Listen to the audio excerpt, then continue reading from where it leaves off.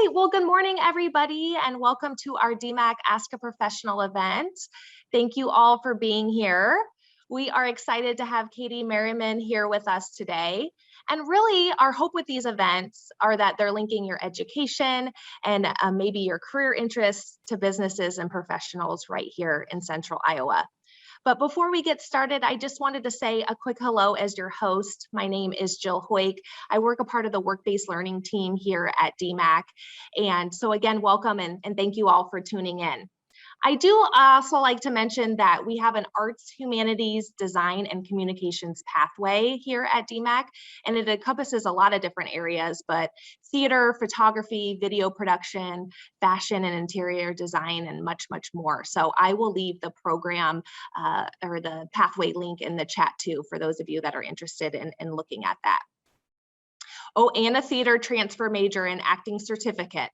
Yes, Carl Lindberg is on the call too as well, so he can answer any questions. But again, thank you all for being here. Now I would love to introduce our professional. Like I mentioned, we have Katie Merriman here with us, and Katie serves as the artistic director for the Des Moines Community Playhouse. So Katie, thank you so much for giving us your time today. I'm excited to learn a little bit more about your profession, but thank you again for being here today. Thanks you for having me. We have a special guest too. We do. Jack may join us off and on, depending on. Awesome. Well, Katie, I will kind of start us off, but for those of you, if you have any questions at all, feel free to leave them in the chat. Do you just kind of want to walk us through your journey, your career journey? Is being in theater production something that you always wanted to do, or just kind of walk us through your career path? Yeah, I think from even when I was school aged, I was always really involved in music and whatever theater was going on. I grew up in a pretty small town in Northeast Indiana, and we had a community theater there that I was really active in throughout my school time. You can't do talking. And I went to college at Butler University in Indianapolis and got a degree in vocal performance and took a lot of theater classes while I was there. I was a theater minor, but I didn't finish it because I went abroad and went other places. But I was really geared toward a performance career, like I think a lot of people start out as. And I just did a lot of other jobs in theater along the way. Part of it was, I think, because I grew up in a small place, so I could kind of write my own ticket. And if I wanted to direct a show, I could direct a show at my church. Or I worked as an intern at, we had this local kind of theater center that was a roadhouse. So like we would get all the tours, probably not as, like we'd get Cats and Sticks and Vicki Lawrence and all the touring stuff would kind of come through there on their way to Chicago. And so I did a lot of technical theater work with that internship, and started off just dabbling in everything because mostly I just liked the whole world of theater and performance. And so choosing the career path of being an artistic director did not happen until I had been in Des Moines and living here for a while and feeling like, I have a kid now and I'm going to be here. And so where can I make the most impact in theater in this city? Because we're not a big enough city to sustain someone's performing career. And family is also important to me and something that I wanted. And I think theater is getting slightly better about it, but it is a really hard industry, especially if you're performing, to have both. And so I hope I can try and make an impact at our theater in that regard as well. Yeah, thank you for mentioning that. I think a lot of times people are like, oh, I don't know if I can do both, because it does take a lot of time. So thank you for mentioning that. As far as the profession goes, is education and training required for something like that, like to be an artistic director, but then also to be in plays? Is there education that is required to have that role? I think that probably to have an artistic director job, the preference would be that you have at least your MFA. So if you have a bachelor's degree, that's great. That's what I have. I started a master's program, but it was in performance and didn't finish it. And so I had more like real world experience, had done some like interim managing director work, and I was an administrator for another arts organization for a while. And so I kind of gained more of my experience like on the ground and doing it, which is definitely something you can do in the theater industry. But starting out with a 4-year degree to give you, as a performer, to hone some of the skills that you're going to need and to learn some real world practical stuff is good. And as a designer, I would say it's imperative. A designer or director, or if you're working in technical theater, you need to have at least a 4-year degree or a whole bunch of industry experience so that you're still kind of an expert at what field you're in. Absolutely. And so, Katie, what would you say is your biggest win in your career so far? Is it that you can have a family and still work in theater productions, or what is your biggest win? I think my biggest win as an artistic director at the Playhouse has actually been, that one of the big things I saw when I was interviewing there and talking to people about this job at the organization is that they've been around for 100 years and are steeped in tradition, and some of that really works. And also there's a whole other world of theater that is like changing and evolving, and a lot of it, even before COVID and the surge in the Black Lives Matter movement, before then, I thought it was pretty obvious that at our theater that we could do a lot better in terms of equity and diversity. And being a more inclusive and not just being like a theater on the edge of West Des Moines that mostly served one demographic.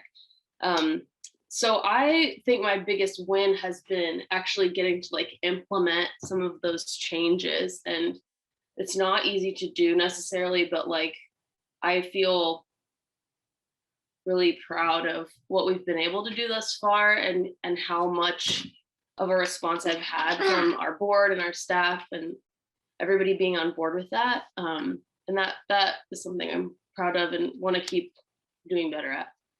Yeah, that is really awesome. Thank you for sharing that.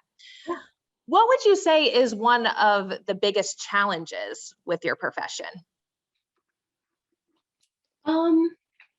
You definitely, in my job, have to have a level of flexibility and crisis management. Like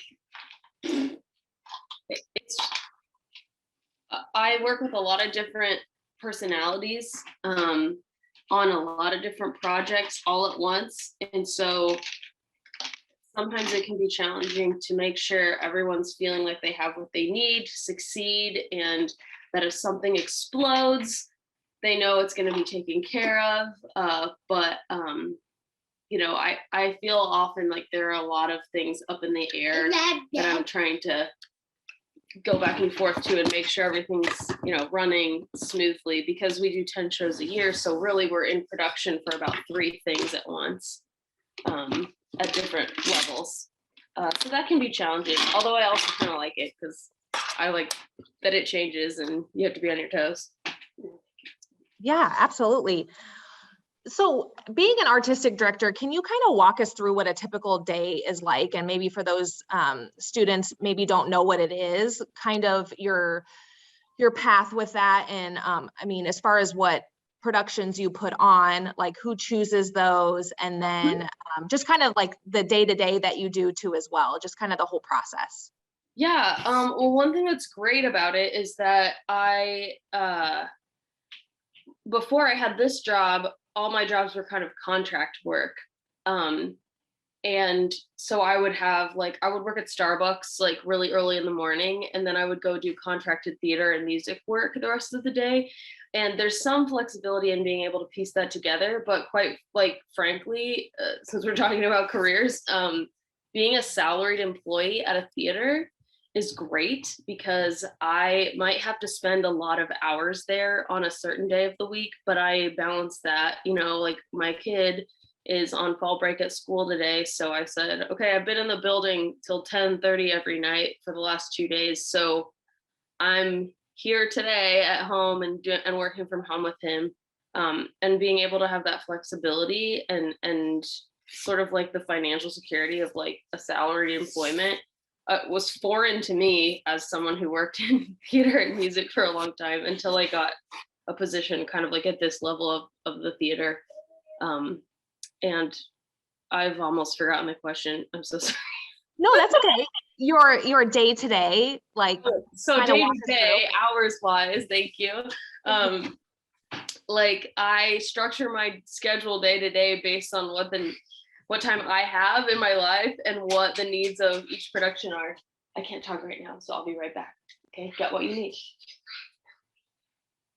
In a minute. So like on Mondays and Tuesdays, I'm at the theater for a really long time. Those are long days for me. And that's because I've chosen to structure them that way. I go in earlier after my kid goes to school, and I usually do some like administrative stuff during the day. Like I answer emails and do any staff related things that have to happen during business hours. But then the whole second half of my job is in production. So volunteers, crew members, designers start coming in for meetings and rehearsals around 5 or 5:30 p.m. and they rehearse until 9:30.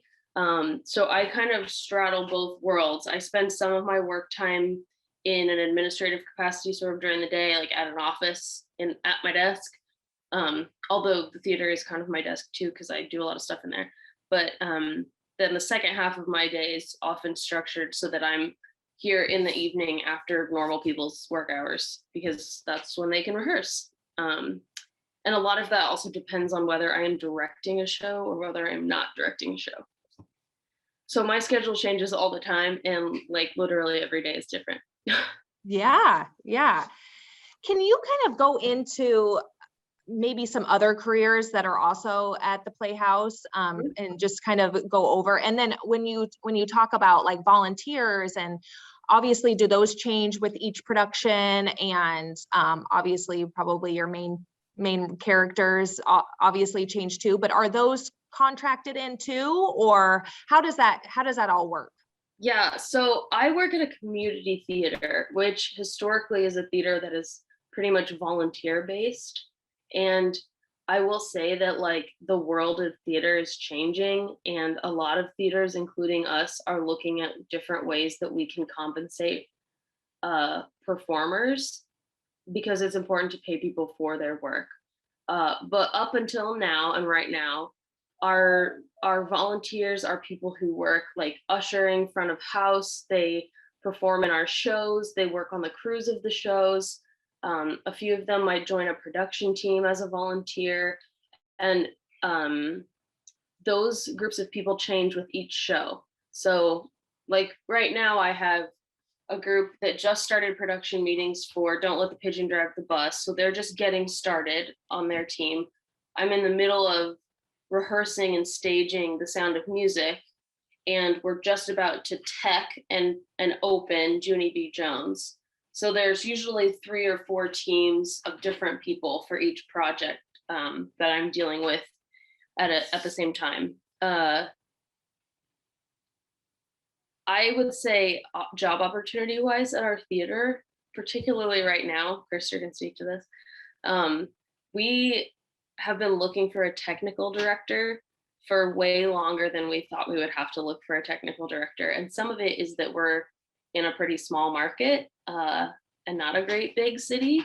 But I think there's a lot of factors, and I've just been surprised because it's like a pretty well paying job. I know there are people out there with those skills, and I tell every young person in theater that I talk to now, like, if you have any interest in technical theater, go get a degree in like sound design and sound engineering, or go study to be a technical director, which is someone who, again, would have sort of the flexibility and work on all the shows that I have. And that's usually a salaried position in a theater, and a person who is in charge of overseeing all the technical elements of each production. You have to have a lot of skills to do it. Like you need to be able to use specific programs to like draft and look at set designs, and it's a really technical job, which is why it's called a technical director. But I would say anyone interested in that aspect of theater should go get that job and come back to the Playhouse so I can hire you. We on our production staff have about, well, right now we only have 2, but ideally we have 4 people who are full-time production staff members. And that kind of a job and that kind of a position would fluctuate based on the size of the theater. I mean, there are some community theaters that only have 1 person that they employ, and the biggest one has a staff of 100 probably, because it's enormous. And also, I would encourage you, I'm speaking from a community theater perspective, but there are tons of great regional theaters that are not just volunteer based, and they pay at least, stipends, or usually have a couple of union contracts depending on the size of the theater. And those are places I would send you to work if you've got skills that they can hire you to use. I see more like students and people who are just starting at our theater, and we do a lot of educating and training and showing people how to do stuff. But if you are, a young theater professional, go find regional theaters to work in and get paid. There are so many different careers in theater. Like, you can design sets if you have an architectural creative brain. You can build and design and construct costumes. You can be a props master, props mistress, where, like, I don't know, if you're really into hands-on and inventing and that kind of a thing, that would be a good area for you. We always need people who know how to light shows, who know how to mic and design sound, which are 2 totally different elements of sound that it's hard to find people who can do both. People who are highly organized and can go into stage management. I always need to hire good stage managers. I could, go on. There's so many other places outside of performance and we pay those people at our theater. So if you're doing any of those jobs with us, you're getting paid for them. And for like the technical engineer that you were saying, do you have to have like a specific degree in that, or can it be? If you're a technical director, you need to like go to you need to go to college and you need to learn some specific skills. But you also can gain a lot of them by just getting into a theater and working in technical theater. Yeah. And as far as the Playhouse too, there's a lot of professional staff, like even on the ticket sales side of things too, as well. Oh my gosh. Yeah. There's a whole other, I work a lot in production world, but the whole other side of our theater world is arts administration. And there's great schools and great programs out there. The school I went to actually had a great arts administration program where, you might go in and be like, I want to be a violinist or an actor or whatever. But you can also layer in this arts administration training so that you know about how the nonprofit world works, because it's very different than, like, I don't know, your normal business and class. Nonprofits are different and weird. And those are highly sought after skills, particularly someone who's good at development and fundraising. If you're good at that job, you'll have lots of work. Yeah. So I want to be respectful of time. So I have 2 more questions for you. But again, if anyone's on the call and has any questions for Katie, please ask. If you could start all over again, Katie, would you change your career path in any way?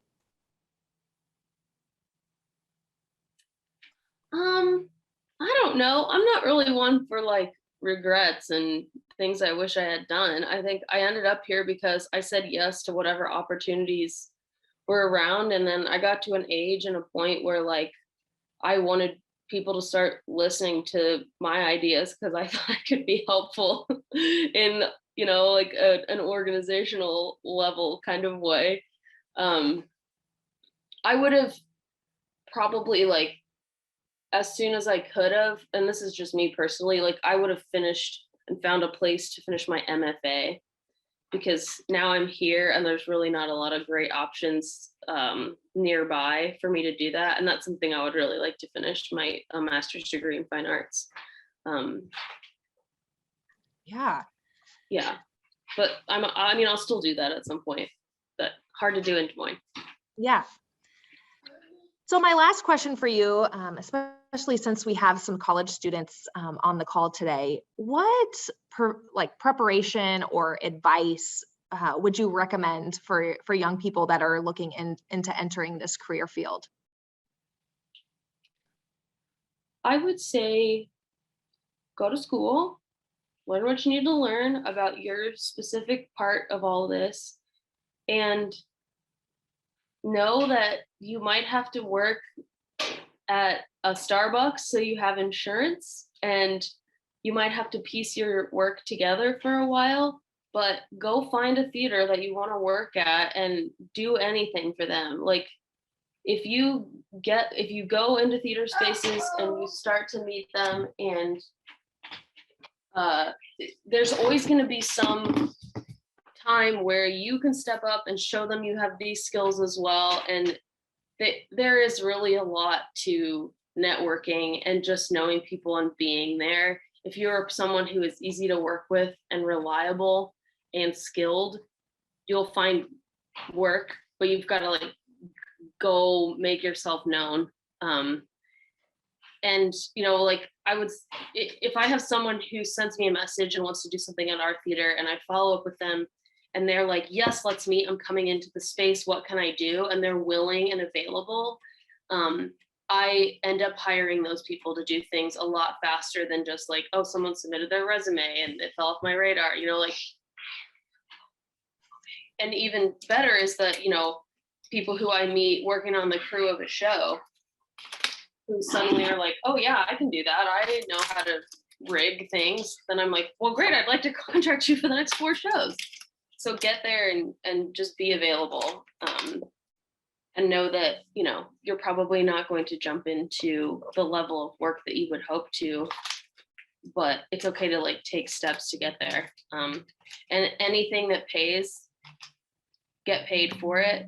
And if you think you should be paid for something, it's really good and it's okay to ask. It's not inappropriate to do that.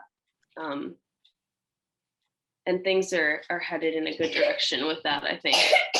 But yeah, just jump in there and be easy to work with and be skilled. Because I would take someone who was new and learning and I still had to teach a few things. I would want to work with that person if they were kind and easy to work with and smart enough to do the job, over someone who'd been in the industry for 30 years and was hard to work with. It just holds up the whole process. And it's such a people-oriented job. Absolutely. That's great advice. Thank you so much, Katie. Well, it is about time, so I do want to be respectful of that. But again, Katie, thank you so much for giving us your time, especially when you have the day home with your kiddo. So thank you again. And I learned so much and so many different facets, and I'm excited to go to one of the plays here soon. So again, sure. Thank you so much. If anyone has questions, you're welcome to throw my email or whatever. I'm always around, and might take me a while to get back to you, but I'll answer. Yes. Well, thank you all for tuning in today, and have a great one.